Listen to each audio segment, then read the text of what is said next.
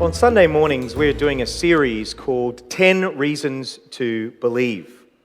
On this one occasion, I was walking down the street, and as I was walking down the street, I was approached by these two men on bicycles, white shirts, black pants. They called themselves elders, and they were carrying blue books. Of course, you know who I'm talking about. They were young Mormon missionaries. And we got to talking about issues of faith and issues of God, and I asked them, I said, what reason do you have to believe that the Book of Mormon is true? What reason do you have to believe for the things that you believe? And this young man turned to me and he said, well, what you need to do is you just need to close your eyes and you need to ask God, and you will feel a burning in your bosom. And you will know that the Book of Mormon is true and that what Joseph Smith said is true. I thought to myself, oh, that's interesting. Now, the central confession of Christianity is that Jesus Christ was not just any man, that Jesus Christ was the divine Son of God. You see, Christianity has an answer for the world's problems, and its answer is not more education, and the answer is not more resources, but rather what Christianity says is that the world is broken, is that because of the sin of our first parents, Adam and Eve, the very fabric of nature and creation was broken, and sin came to rule over our world. But the Bible also affirms that God loved the world, and he loved the world so much that he sent his one and only Son, Jesus, to come to earth, to die on a cross. He was raised again, then he ascended into heaven, and Christians believe that one day Jesus will come back again and he will consummate his kingdom and finally deal with all the problems in this world. So that's the central confession of Christianity. But why do we believe that? Why do we believe that Jesus is the Son of God, come down from the Father? If you were to give someone a reason for why you believe that Jesus is the Son of God, would it be anything greater than a Mormon burning in the bosom? Could you mount a defense for your faith, for the hope that you have in Christ? Well, that's what we want to look at today. 10 reasons to believe that Jesus is the Messiah, the Son of God. And as always, in your bulletins, you have some sheets in there, and you need to be writing these things down so you'll be prepared and equipped to give reasons for the hope that you have. Let me give you the first reason that we believe that Jesus is the Messiah, the Son of God. It's because he met all the biblical requirements to be the Messiah. You see, it wasn't just anyone who could be the Messiah, the Son of God. Firstly, he had to be an Israelite. He had to be a descendant of Abraham, Isaac, and Jacob, because God promised Abraham, he said that through your seed, all the families, all the nations on the earth will be blessed. So he had to be an Israelite. But not just an Israelite, he also had to be from the tribe of Judah. You see, Jacob, when he was blessing his sons, his 12 sons, who would later become the 12 tribes of Israel, he said this to his son Judah. Look at this in Genesis chapter 49, verse 10. He said, "The scepter shall not depart from Judah, nor the ruler's staff from between his feet, until tribute comes to him, and to him shall be the obedience of the peoples." So there was this promise that it was through the tribe of Judah that the kingly line would come, that the Messiah's line would come. So he had to be an Israelite from the tribe of Judah, but not just that, he also had to be a descendant of David, because God promised David in 2 Chronicles that one of his sons would always sit on his throne. And in Jeremiah 23, verse 5, Jeremiah stated it very clearly that the Messiah must come through David. Look at this verse. "Behold, the days are coming when I will raise up for David a righteous branch, and he shall reign as king and deal wisely." So the Messiah had to be from Israel, from the tribe of Judah, from David. But not just that, he also had to be born in Bethlehem. Because Micah 5:2 says this, "You, O Bethlehem, who are too little to be among the clans of Judah, from you shall come forth for me one who is to be the ruler in Israel." So the Messiah had to be from Israel, from the tribe of Judah, a descendant of David, and he also had to be born in Bethlehem. Now you might be thinking, okay, that does narrow down a whole heap of people, but there might have been someone else who might have fulfilled all of those biblical requirements. It's very interesting. I was reading this week about a very interesting prophecy, or rather a curse, given by the prophet Jeremiah to Zedekiah, or you may know him as Jehoiakim. He was one of the last kings of Judah, and he was a very wicked and evil king. And the Lord said to him, "You shall be cursed and you shall be childless," meaning that his descendants wouldn't sit on the throne of David. Now, this poses a big problem for the Messiah, right? Because it's been prophesied that the Messiah will come through David's kingly line, and yet now Zedekiah, the one through whom the priestly line or the kingly line is going, he's been cursed, saying that your descendants will no longer be able to sit on the throne. How was this overcome? Well, this is interesting. Jesus Christ was born of a virgin. It was a miracle. The miracle of the virgin birth overcomes this. You see, Joseph, Jesus' father, he was part of that kingly line of Zedekiah, but Jesus was not a physical descendant of Joseph. But he did have all the legal requirements of Joseph. He was a legal son of Joseph, so therefore he fulfilled the legal requirement of the priestly line. Further, he was a descendant, his mother Mary was also a descendant of David, but through another line that bypassed Zedekiah. So what we see is that only Jesus Christ fulfilled all these biblical requirements. No one else could have. Further, in AD 70, in the temple, in the destruction of the temple in Jerusalem, all the genealogy information was lost. So Jesus Christ, he fulfilled all those biblical requirements. He was an Israelite from the tribe of Judah, a descendant of David, but not a physical descendant of Zedekiah, so avoiding that curse, but still a descendant of David through Mary's line, and he was born in Bethlehem, fulfilling that prophecy. Isn't it amazing how all this comes together and points to the Lord Jesus being the only one who could fulfill this? The second reason we believe that Jesus is the Messiah is because he fulfilled all the Old Testament prophecies concerning the Messiah. Now, we've already talked about some of those prophecies, where he was going to be born, that he was going to be born of a virgin, that he would ride into Jerusalem on the fold of a colt, Zechariah 9:9.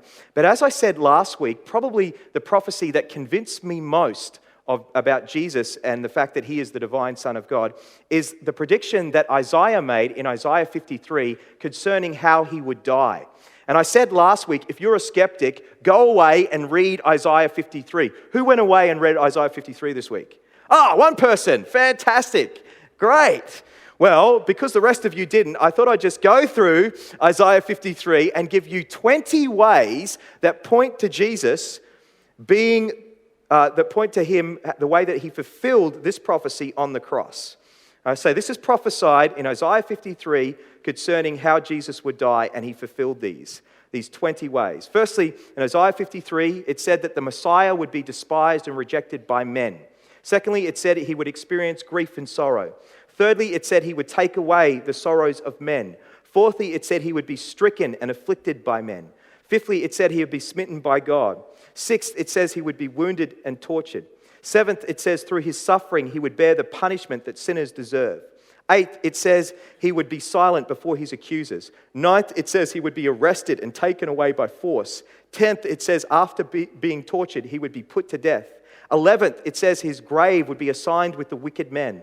12, it says he would be buried in a rich man's tomb. 13, even in his arrest, he would not respond with violence. 14, his speech would be without deceit. 15, it would be God's will that he would suffer. 16, he would be made alive again and his days prolonged. 17, he would be perfectly righteous and sinless. 18, he would justify many by bearing their guilt. 19, he would be greatly exalted after his suffering. And 20, he would make intercession for sinners. All of these prophecies made by Isaiah hundreds of years before Jesus were fulfilled by Jesus at the cross. This points to him being the Son of God, the Messiah. The third reason why we believe that Jesus is the Messiah, the Son of God, is because he performed legitimate miracles in his lifetime. Now, many people could claim to perform miracles. Many people could say that they do miraculous things. But oftentimes when you look at the miracles that people claim to do, it's just mere coincidence or there's some other explanation. But Jesus Christ claimed to do legitimate miracles, that blind eyes were open, lame were walking, dead were being brought back to life again. Charles Ryrie writes, there are 35 separate miracles done by Christ as recorded in the Gospels. Of these, Matthew mentions 20, Mark 18, Luke 20, and John 7, but these are only a section from among the many that he did. And so Jesus healed many, many people in his lifetime. And in fact, he said that his miracles pointed to his identity. In John 5, verse 36, he says this, "For the works that the Father has given me to accomplish, the very works that I'm doing, bear witness about me that the Father has sent me." In fact, in John's Gospel, the whole Gospel has 7 signs. And as you read through John's Gospel, you see that these signs point to Jesus' identity. And John said that he had written the Gospel so that people might believe that Jesus is the Christ, and that by believing they may have life in his name. Now, it wasn't just Jesus' followers who believed that Jesus did miracles. It was also his opponents that believed he did miracles. They couldn't deny that he had done miracles. In fact, it was because he was performing miracles and people were following after him that they put him to death. Further, writings outside of the New Testament speak about the miracles of Jesus. For example, in Josephus, who was a Jewish historian from the 1st century, he writes this about Jesus. Now, there was about this time Jesus, a wise man, if it be lawful to call him a man, for he was a doer of wonderful works. When you see that, wonderful works, think miracles. A teacher of such men as received the truth with pleasure. He drew over to him both many of the Jews and many of the Gentiles. He was the Christ. All this to say that most historians nowadays believe that Jesus must have done some miraculous works.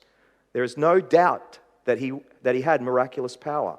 Listen to Wolfgang Trilling. He's a German higher critical scholar. He writes this, "We are convinced and hold it for historically certain that Jesus did in fact perform miracles.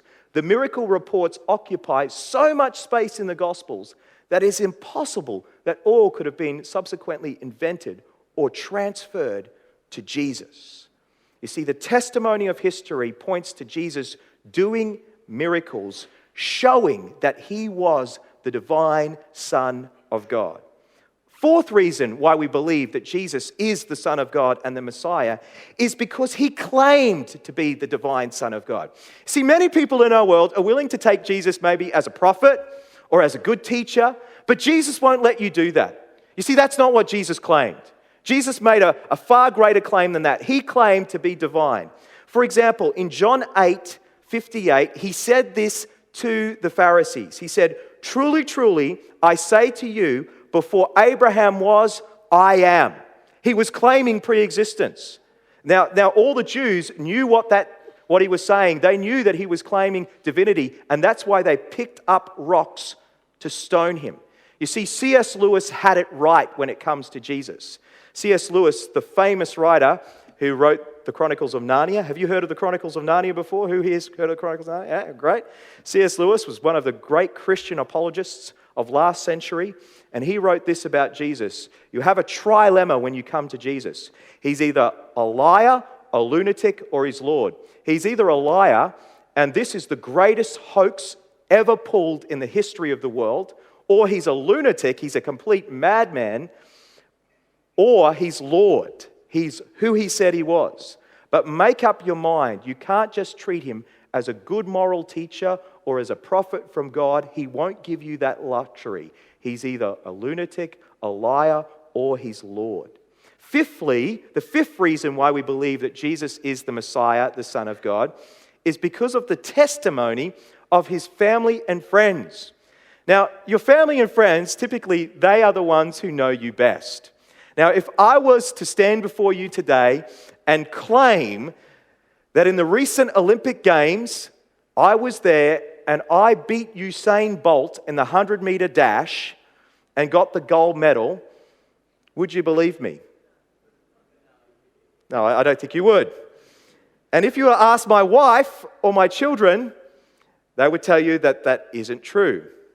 Now, Jesus made a far greater claim than that. He claimed to be the divine Son of God. Yet his family and friends, rather than denying that, do you know what ended up happening? They ended up worshiping him.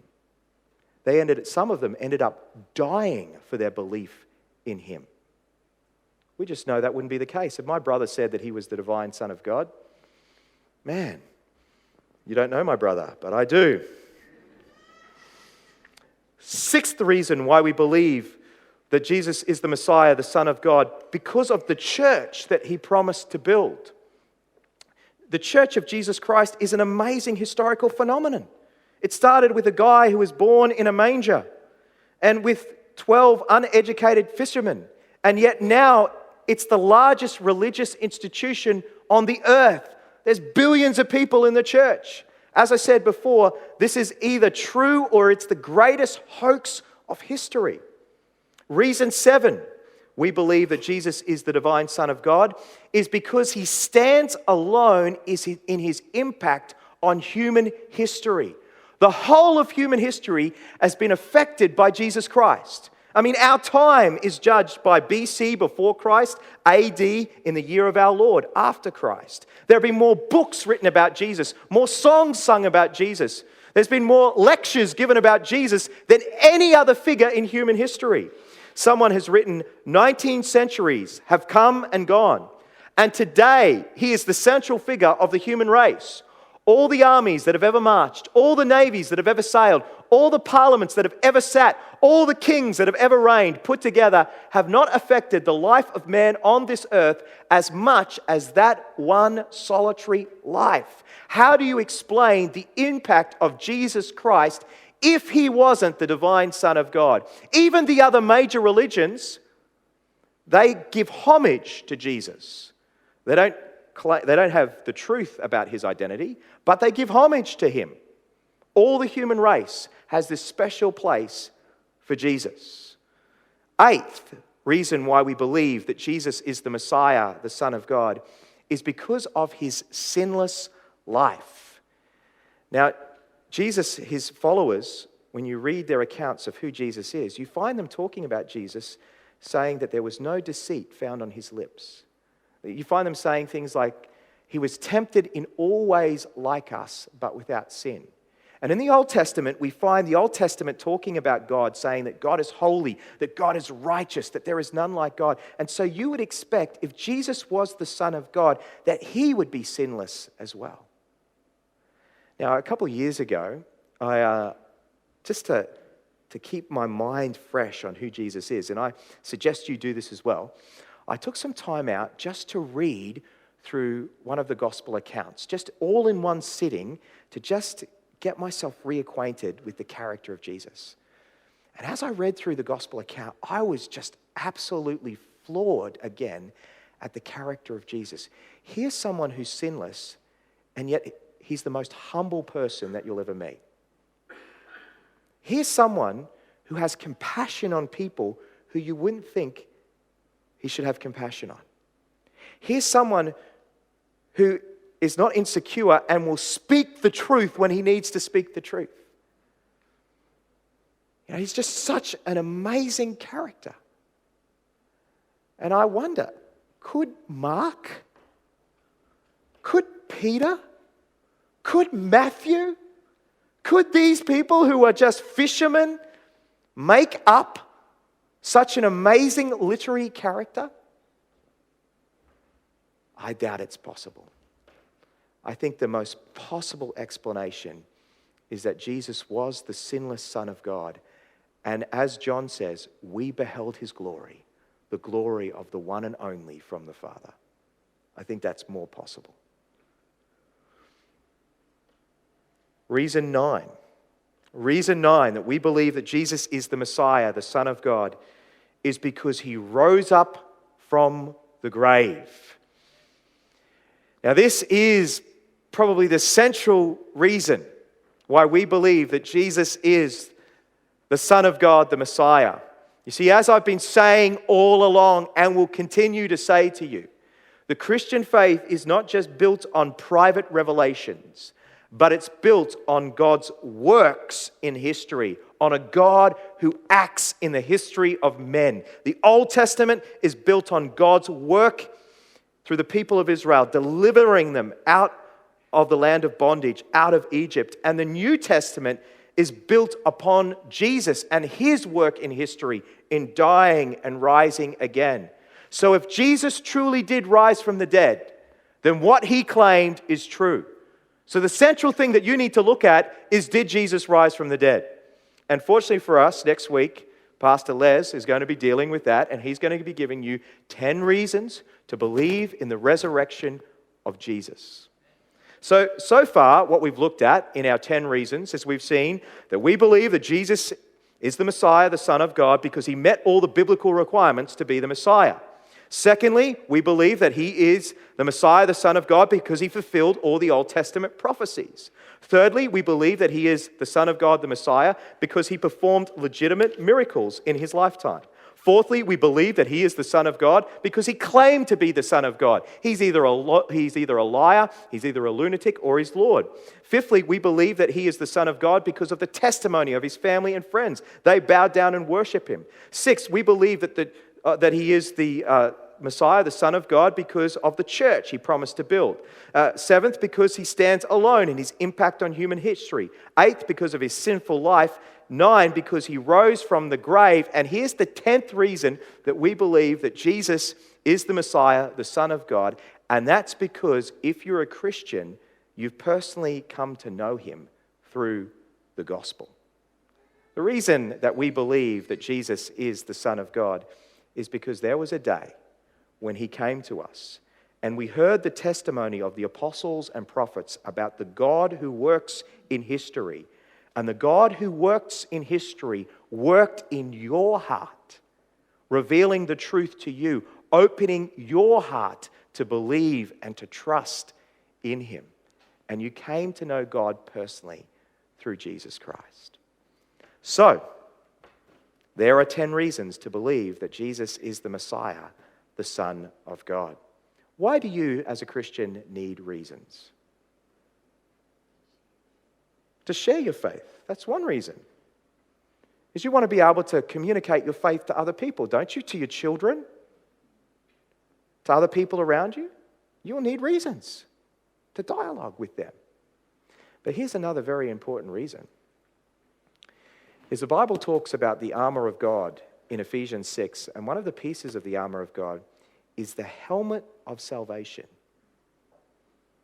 Is being assured that you are God's child, that you're his son. Do you ever go through times when you doubt your salvation? Do you ever go through times when you doubt it? I do. You know why I doubt my salvation? Because when I look at my own poor performance as a Christian, I sometimes doubt whether I'm truly saved. Don't you? You look at your life and you think, last year a guy came to our church and he preached, and he had a classic quote. He said, "The thing that I've been worst at in my whole entire life is being a Christian."